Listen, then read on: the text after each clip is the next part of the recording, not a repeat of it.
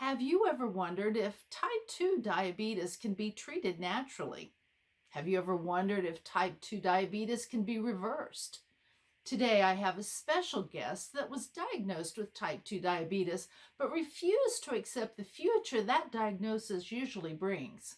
My friend John Collette has been such an inspiration to me, and I have asked him to share his story with my viewers to help you understand you can take control of your health, often without resorting to medications. Thank you so much for joining me today, John. So, when were you diagnosed with type 2 diabetes? Hello, Dr. Snow White-Benson. Thank you for having me on your channel. So when did I get diagnosed with type 2 diabetes? It was March 2018. I got diagnosed with type 2 diabetes. What were the first symptoms you started having that caused you to think something was wrong? The symptoms I was having, well, the first set of symptoms I just put down to old age and eating too much rich food. So my bruises took longer to heal and cuts took longer to heal, which I put down to old age. My vision started getting worse. I was in sales at the time. And so when people wanted to pay their deposits, I found that I had to take my glasses off to read the card. I phoned my optician and he said, "You know what that is, John?" And I said, "No, what is it?" And he said, "That's old age." So they were the other ones. So the other one was, I thought I was getting gout. Thought I was having gout, pain in my feet. So at that point I cut out, stopped drinking full fat sodas and started drinking a diet. Cut out sugar on my cereal, stopped putting sugar in my tea. And that seemed to resolve those problems. I didn't put it down to type 2 diabetes. So so they were the first symptoms. And then the real heavy ones kicked in, which was the massive, I was always tired. That was the thing that was always constant, but I'd been tired for so long. Yet again, I didn't think about it. I would be sleeping in between appointments, trying to get 10-minute power naps to give myself the energy to get through the day because I was working 10, 12-hour days. But then I started really getting dizzy and having massive, now what I know, sugar crashes and having to eat really quickly. But then the thirst kicked in, and it was when the thirst kicked in that I realized that something seriously I needed to seriously get to the doctor. And the only way for me, how I explain it is like a vampiric thirst. So whenever you see movies about vampires, they have a constant thirst for blood. That's what I thought this was like. I was just constantly thirsty. It didn't matter how much I drank. I was always thirsty, and as a result, I was constantly needing the toilet, which is when you're going into people's houses all the time is not necessarily the best thing to be needing to do. So so they were the symptoms that I was dealing with as a type 2 diabetic. When you went to the doctor and he said you have diabetes, at what point did you decide that you had to do something to change? Yeah, so what happened, the decision came because I do believe that, the decision is the first step to any lasting change, was when I got diagnosed. I'd read a book about going on an 800 calorie diet and just threw that out at about chapter 3 and went, there's no way that's going to happen. Then I was watching a TV program by a chef in the UK. I keep on getting his name wrong, but I think his name is Hugh Henry Whittingstall. And he was interviewing a man who had type 2 diabetes. He had an infection in his leg. And because he had the infection in his leg, it was not healing because of his type 2 diabetes, so he had to have it amputated. And they went to see him again after he had the amputation, and the man was in a wheelchair. Now realised he had to spend the rest of his life in this wheelchair. And he was talking about how much better he felt now that he wasn't in the constant pain because his leg had been amputated. And then he was saying how he couldn't wait to have his thumb amputated. Well, a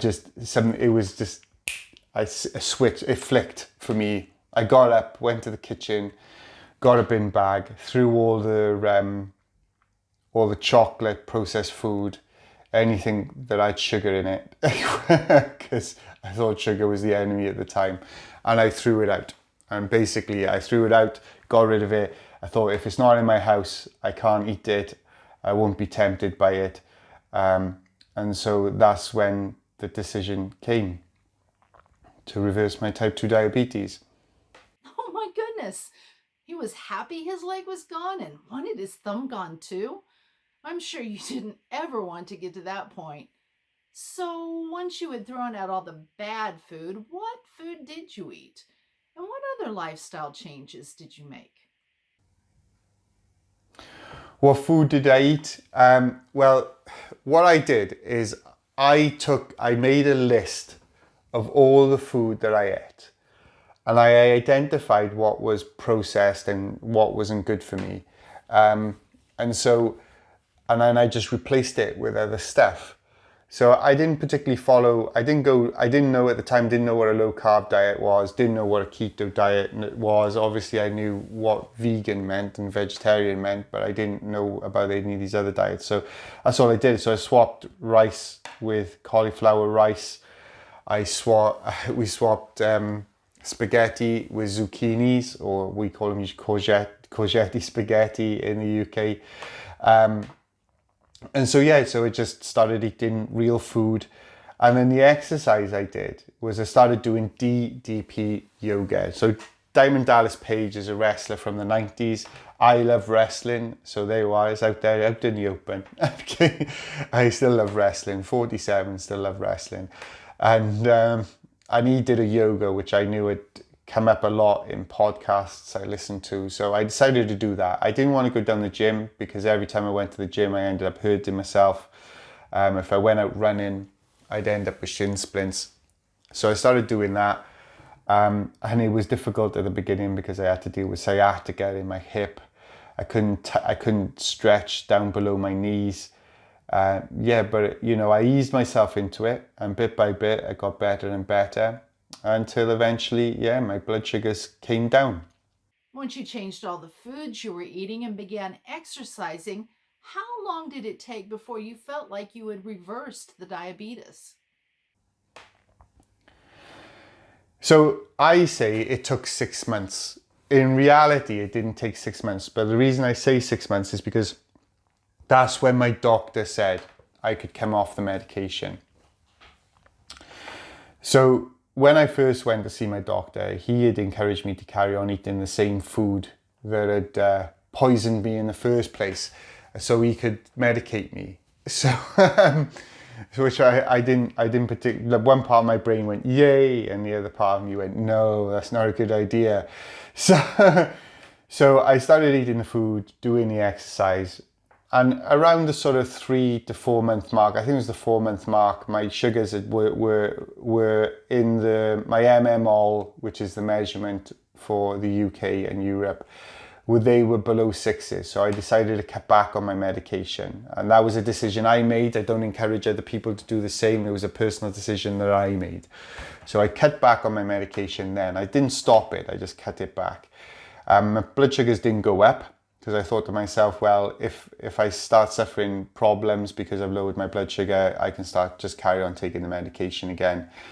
My blood sugar didn't go up. It kept on going down. And so when I went to see my doctor after 6 months, because in the UK we have 6 monthly checkups, and I give him all my results of my blood sugars, he said, oh, you can cut back your medication.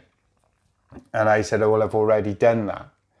So he said, well, let's do the A1C test. So we did the A1C test. It came back, and it was very, very low. And so as a result, I was. He said you can come off your medication. It's not what he actually said. What he actually said was, he said, I encourage you to carry on taking the metformin, not because it's going to help you with your blood sugars, because it's good for brain function. So that made me realize that something was seriously wrong. And then I got asked, how did I do it? So, so I decided to come off the medication at that point, because I thought to myself, well, they're doctors, so surely they should know. So why are they trying to tout medication to me when I don't need to take it? So yeah, so I say 6 months. So 6 months officially, that's how long it took. So, with very little support from your physician, you reversed the diabetes and came off the medication. This is so inspiring, John. Then you started Type Rhino. Why? Why did I set up Type Rhino? Well, mainly because of what had happened, like I said previously, really. When the doctor said to me, how did you do it? And I said, I don't know what you mean. How did I do it? And I said, surely you should know. They said, well, did you go keto? Did you go low carb? And I was like, oh, I don't know what keto and low carb is. So I decided to go and look and find out what keto and low carb was. So in looking at what keto and low carb was, when I did that, I realized that, the ketogenic crowd was saying you need to cut out loads of sugar and as much sugar as possible, even natural sugar. And I thought to myself, well, I've been eating fruit and natural sugar all the way through. And then you got the vegan crowd saying that you need to cut out animal products because the fat in that gets in your cells and that causes type 2 diabetes. And I thought, I've been eating animal products, eggs, cheese, and I've been eating all of those things. So after doing a bit of research, I rapidly came to the conclusion that everyone's insulin resistance was different, and that one diet might necessarily work for one person will not work for the other. So I thought I'll set up Type Rhino. Type Rhino is there to, we have a 12-week program to help people who want to reverse their type 2 diabetes. And what we do is we find the right foods and the right diet for them, specialized for them. We get them exercising. We deal with the mindset issues of dealing with sugar addiction. And so that's why I set that up, because I realized that, peddling one particular diet as a cure-all is probably causing more confusion in the community of people with type 2 diabetes and pre-diabetes than when they see different results from different places. So I just wanted to have a place where people could realize that, it's not about one diet. It's not about one way. There's more than one way to achieve what you want to achieve. So that's why we set up Type Rhino. That's why I set up Type Rhino. Thank you so much for joining me to share your story today, John.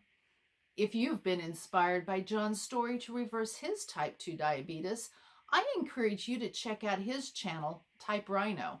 I will leave a link in the description below.